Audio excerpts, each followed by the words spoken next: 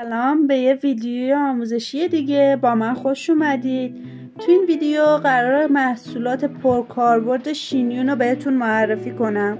این محصولات تو سالن بیشترین کاربرد رو دارن، مثل سشوار که واسه براشین کردنه، یا بابلیس که واسه فر دادن موی یا کرلی کردن که فرق نمیکنه.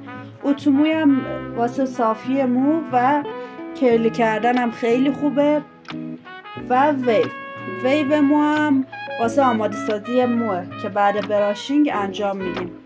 از نیست شما خیلی محصولات خارجی گرون قیمت بگیرید و همینم کافیه، میتونید انجام بدید. و اتوموی هم حتما اینجوری بگیرید که واسه کرلی کردن عالیه این اتوموها.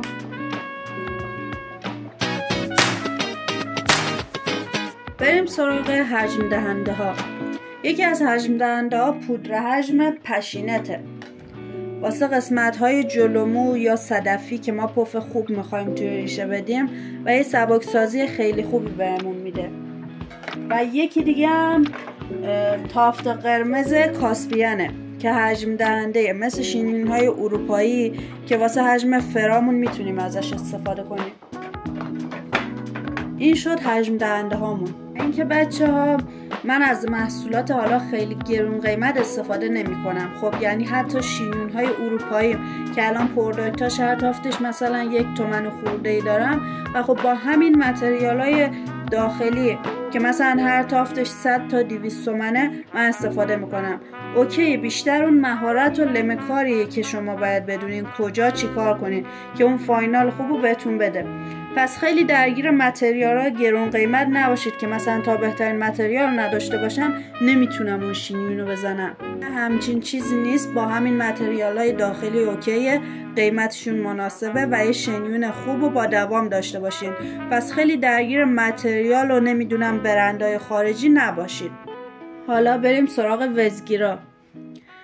من چند نمونه وزگیر دارم مثل TG، قیمتش مناسبه واسه خورده موها مخصوصا جلومو که عالیه. موسمو ترجیحاً آیلت برای زیرسازی کرلی و بابلیس عالیه، مخصوص شینین های اروپایی. فرهاتون رو بدون وز میکنه، قیمتش اقتصادیه، قبل براشینگ هم میتونی استفاده کنی. بعدی شاین اولیوه،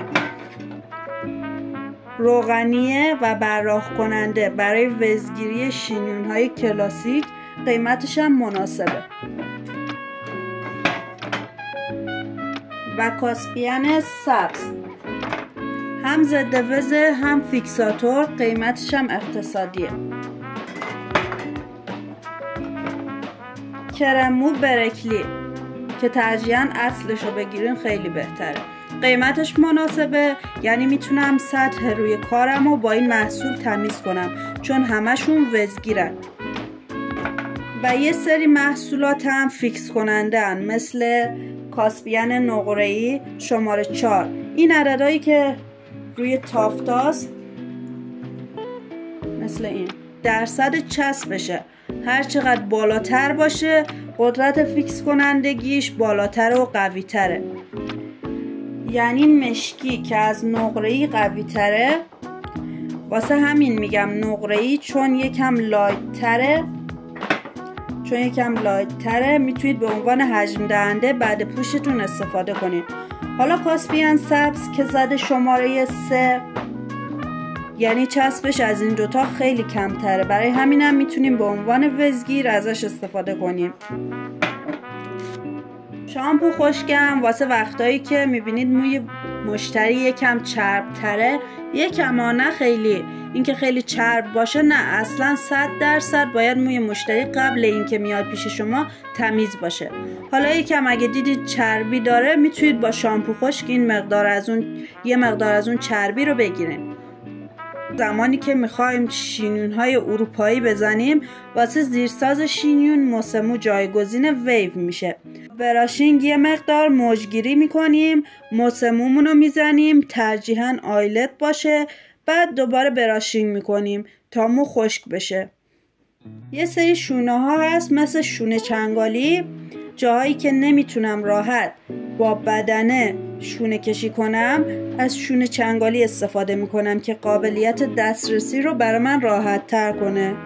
بعدی شونه تقسیم بندیه که حالا شونه دنباریک باید باشه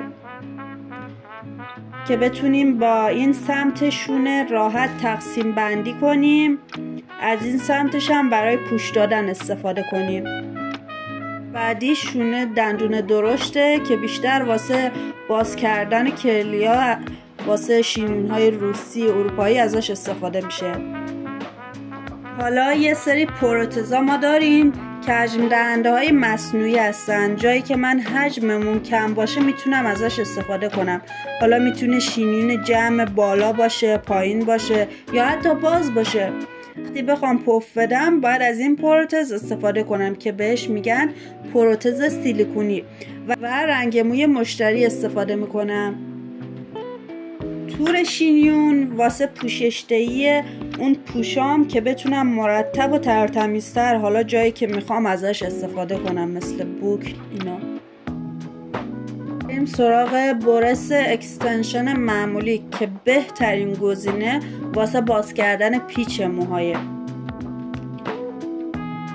و گیره سوسماری و فلزی به این شکله و فلزی واسه نگهداری موها که مزاحم کارتون نشه و این مویها که واسه فیکس کردن نهایی کار ازش استفاده میکنیم که قابلیت انعطاف پذیری داره. به این صورت میپیچونیم و توی کارمون استفاده میکنیم. بچه‌ها من بیشتر از سنجاق درشت تو کارم استفاده میکنم که چون راحت تر میتونم بازش کنم. بچه‌ها هیچ وقت نبینم که سنجاقو با دهنتون باز میکنید. ببینید با این انگشت شست و اشارتون میگیرین، با انگشت دیگه‌تون دهنه پنسو باز میکنید و با انگشت شست و اشارتون میگیرین به این صورت. بعدی این لاینر هاست واسه نگه داشتن پیچ بوکلتون که بعد بازش میکنید و با موی فیکسش میکنید.